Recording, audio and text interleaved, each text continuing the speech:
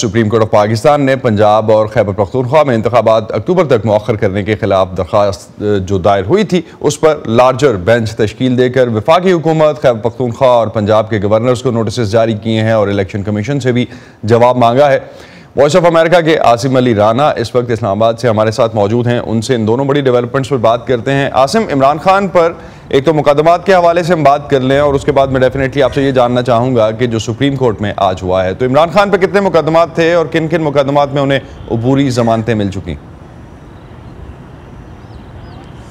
असद, बिल्कुल आज जो था सुप्रीम इस्लामाबाद हाई कोर्ट में इमरान खान जो है वो आज तशरीफ़ लाए थे और उन्होंने 7 मुकदमात जो वहाँ पर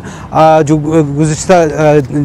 18 मार्च को जब वो यहाँ पे इस्लामाबाद आए थे और जुडिशल कम्प्लेक्स में उन्होंने पेश होने की कोशिश की थी, तो उस दौरान जो हंगामा आराई हुई थी, पथराव हुआ था, कुछ लोग ज़ख्मी हुए थे, पुलिस की इमलाक को नुकसान पहुँचा था, उसके ख़िलाफ़ जो था आज वहाँ पर उसमें जो उन पर दर्ज किए गए 7 मुकदमात थे, उसमें इमरान खान ने आज ज़मानत की दरख्वास्त की थी। वो तमाम के तमाम इंसदादी दहशतगर्दी के केसेस हैं। ATC के वहाँ पे कोर्ट में पेश होकर उनको ज़मानत की दरख्वास्त दायर करना चाहिए थी और यही बात अदालत में उनसे पूछी गई कि आपने प्रॉपर फोरम जो था जहाँ ATC केस जहाँ पर ATC की अदालत थी, आपने वहाँ से रजू क्यों नहीं किया और आप इस्लामाबाद हाई कोर्ट क्यों आए हैं? जिस पर उनके वकील सलमान सफदर ने अदालत को बताया कि इमरान खान को सिक्योरिटी थ्रेट हैं। इससे पहले भी उन्होंने जुडिशल कम्प्लेक्स में ATC अदालत जाने की कोशिश की, लेकिन वहाँ पर वो नहीं पहुँच सके। उस दौरान हंगामा हराई हुई थी और उसी के ऊपर ये मुकदमात दर्ज किए गए थे। इस पर अदालत ने हुक्म दिया कि साबिक वज़ीर-ए-आज़म होने की हैसियत से उनको जो सिक्योरिटी की ज़रूरियात हैं, क्योंकि उनके ऊपर पहले भी हमला हो चुका है, लिहाजा उनको जो है वहाँ पे हुकूमत इस हवाले से प्रॉपर सिक्योरिटी फराहम करे। इस बारे में गवर्नमेंट ऑफ पाकिस्तान को जो है बाकायदा नोटिस जो है वो अदालत की तरफ से जारी कर दिया गया और कहा गया कि इस हवाले से तमाम तफसीलात फराहम की जाएँ कि इमरान खान को क्या सिक्योरिटी फराहम की जा रही है। इसके साथ साथ आपने पूछा इस्लामाबाद में सुप्रीम कोर्ट के हवाले से। एग्जैक्टली, मैं सुप्रीम कोर्ट में जानना चाह रहा था कि एक तरफ तो आज हम देख रहे थे कि इंतखाबात के इल्तिवा के हवाले से समाअत हो रही थी, दूसरी तरफ अभी जो जजेस के दरमियान जो फैसला है, जो इससे पहले हम देख चुके थे कि सुमोटो एक्शन के हवाले से एक बात हो रही थी, उसमें भी कुछ इस वक्त कॉन्ट्रडिक्शंस आ रही हैं, उस पर कुछ एक्सप्लेन करेंगे हमें? जी बिल्कुल असद, जो सुप्रीम कोर्ट ऑफ पाकिस्तान में आज सुबह जो है स्पीकर पंजाब असम्बली सब्तान खान की दरख्वास्त पर एक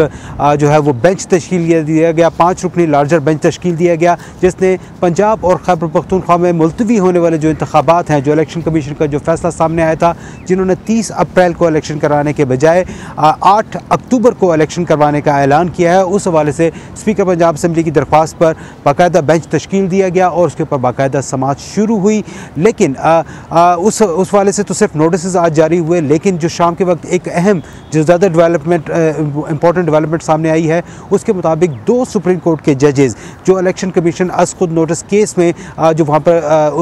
उस बेंच का हिस्सा थे, जस्टिस मंसूर अली शाह और जस्टिस जमाल खान मंदुखेल, उन्होंने उस फैसले के हवाले से अपना तफसीली फैसला जो है सेपरेट नोट जो है वो वहाँ पर जारी किया है, जिसके मुताबिक उनका कहना है कि जब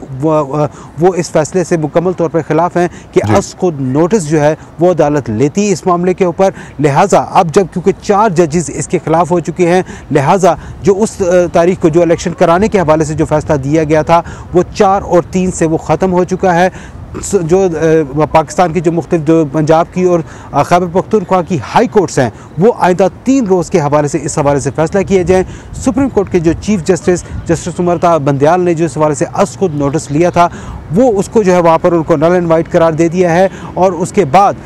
ना सिर्फ ये उसको ख़त्म किया है, बल्कि साथ साथ चीफ जस्टिस का जो इख्तियार है 184(3) का, उसके ऊपर भी उन्होंने क्वेश्चन रेज किया है और कहा कि सिर्फ वन मैन शो का जो एक ही शख्स को जो तमाम इख्तियारात देने के हवाले से जो ताकत है, उसके ऊपर बात होनी चाहिए और ये खासा एक चीफ जस्टिस उमरता बंदयाल के लिए एक मुश्किल सूरत हाल हो सकती है। आसिम, इस पर भी हम बात करेंगे और आपसे अपडेट लेंगे कि इस्लामाबाद में इस हवाले से क्या डेवलपमेंट्स रही हैं और ख़ास तौर पर सुप्रीम कोर्ट में जो इस वक्त एक कॉन्फ्लिक्ट नज़र आता है उसको किस तरह से आईनी माहिरीन देख रहे हैं कि आगे जाके रिजॉल्व होगा। बहुत शुक्रिया आपका।